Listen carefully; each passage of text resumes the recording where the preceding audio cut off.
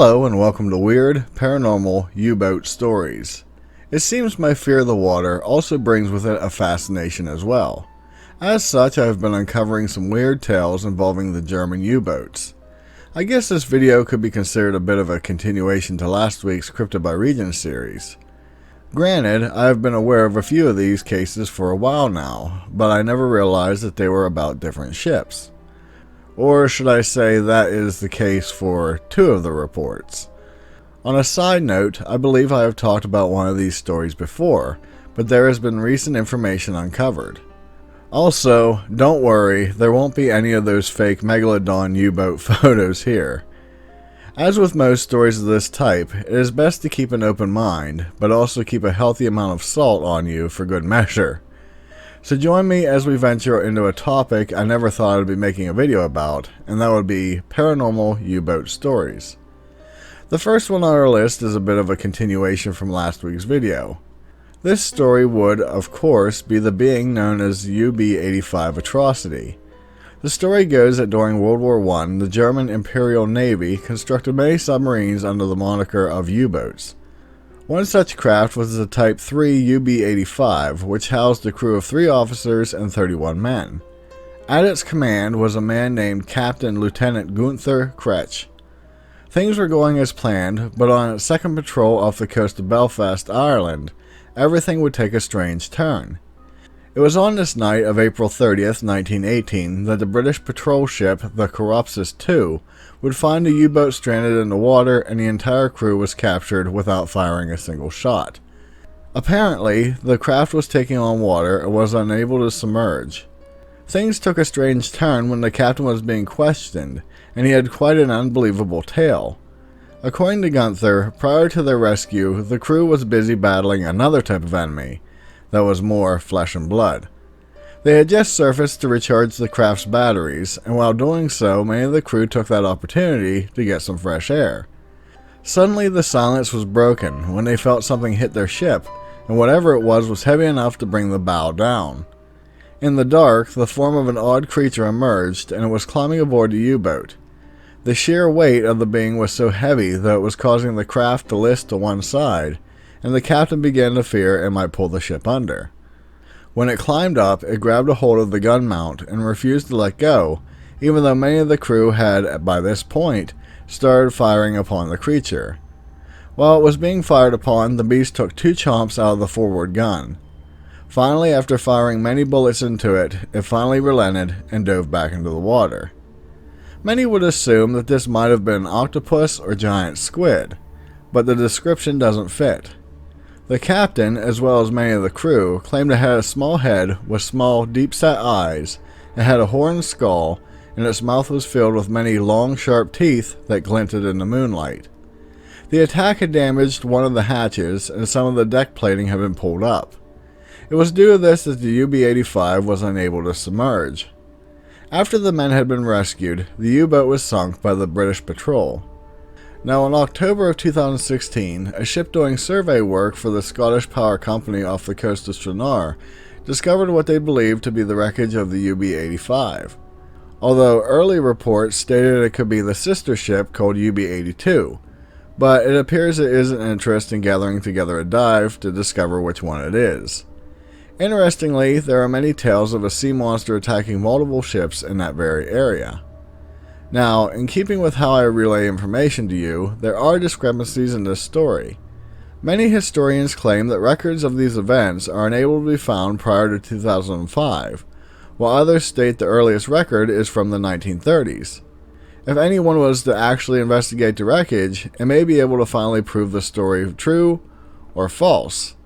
One thing that is frequently brushed over is that many of the records involving incidents like this, capturing crew and sinking craft, not sea monsters, are still classified, so information and details about the events of that night may not be readily available.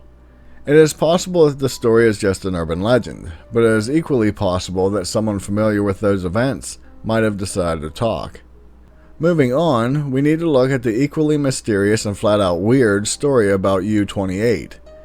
This craft was capable of carrying a crew of 4 officers and 31 men, and during its life it completed 5 patrols, where it sank 40 ships and damaged 3 others. There were many people in charge of the sub through its history, but for the sake of our story we will be focusing on the first Captain Lieutenant Freiherr George Gunther von Forstner. On July 30th, 1915, they came across the British steamer cargo ship named the Iberian as it was making its way from Manchester to Boston. Forstner ordered his crew to fire upon the ship, but the Iberian wouldn't make it easy on them. 11 shots were fired, and finally 2 managed to hit the steamer. Within moments, the boat started to billow coal smoke, and it shockingly started to sink so quickly that the bow was pointed almost straight up into the air. It didn't take long for the craft to completely sink below the surface. Approximately 25 seconds passed after it sank, and suddenly there was a sound of a large explosion. A geyser of water and various bits of debris shot out from the surface. Now, oddly enough, along with this there was an odd creature that had been launched at least 80 feet above the water as well. The captain, his navigator, the chief engineer, the helmsman, and 2 other officers all witnessed this sight. They watched as the creature began to writhe on the water's surface for about 10 to 15 seconds, before vanishing under the waves. They all agreed that it appeared to be some type of crocodile, but some features didn't fit.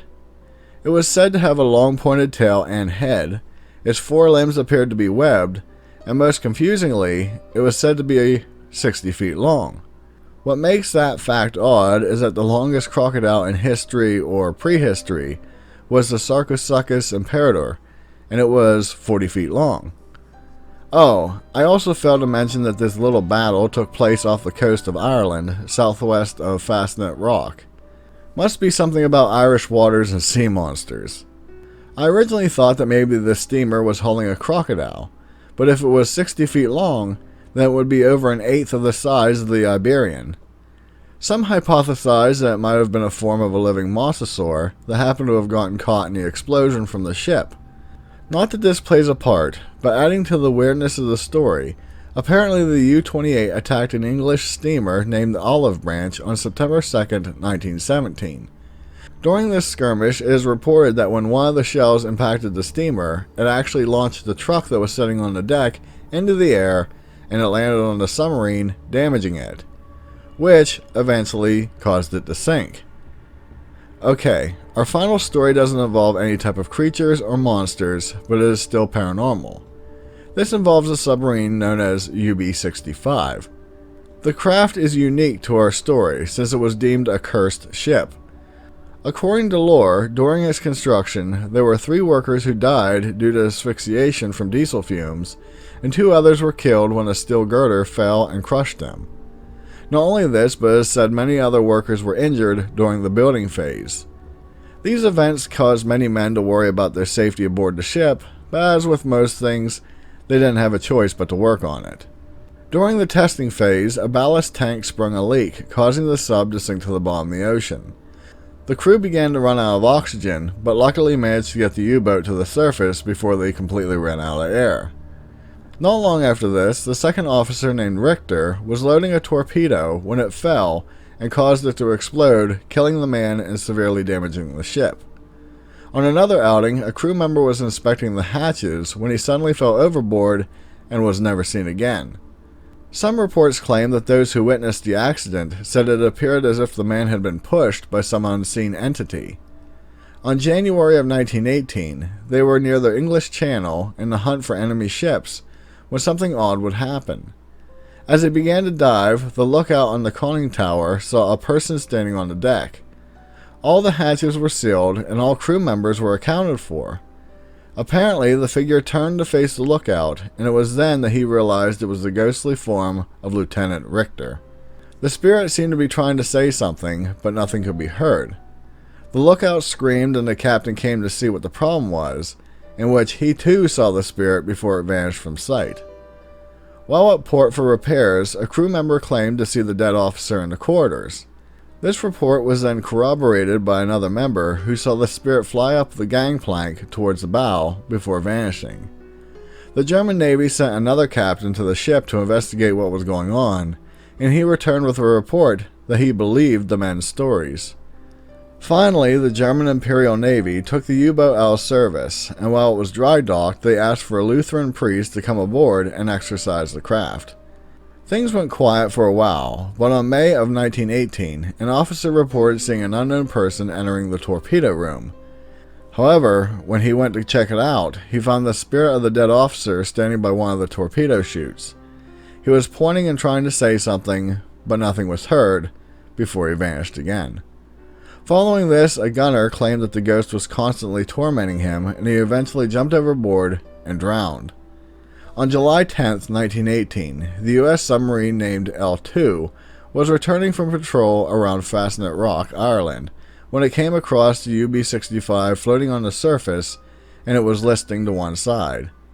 Just as they were about to open fire, the sub erupted in a large explosion and sank. According to legend, some of the U.S. officers claimed to have seen a figure of a man standing on the bow wearing an officer's coat with his arms crossed. It is assumed to be the last vision of Lieutenant Richter. In 2004, the ship's resting place was found, but upon inspection, there were no signs of weapon attack. Many feel that the torpedoes malfunctioned and actually exploded inside the craft without being fired. Now, with most of our stories, there is a critic point of view. Some have investigated these ghost claims and stated it appeared to be made-up stories by a writer with the name of Hector Charles Bywater. They simply state that he was a good storyteller. The only issue with this theory is that in looking at Hector's catalog of writings and books, he seemed to be more of a non-fiction author. Most of his books deal with the histories of war and military events. The farthest that he went into fiction was his books on hypothetical wars in the future, which, for his credit, many of his predictions actually came true. Not only this, but a lot of tragedies involved with UB-65 are historically known to be true. The death and even exorcism did happen. The only part that people seem to question are the ghost aspects. Yet, I am always willing to learn more information if I am mistaken. But ultimately, I'll let you decide what you think about it. So as I end this, I hope you enjoyed this topic. As always, remember to keep voting on what state you would like to see next in our Cryptid by State series. In saying that, join me next week as we take a look at the cryptids found in Iowa. On a side note, I do have a very exciting endeavor in the works that I can't really talk about yet in great detail, but it may, hopefully, bring our channel to quite a large audience. If you haven't yet done so, do please consider subscribing to my channel for more content like this. Also, it would be greatly appreciated if you share my videos with someone you know who may enjoy this type of genre. With that, be safe, and I'll see you in the next one. Later!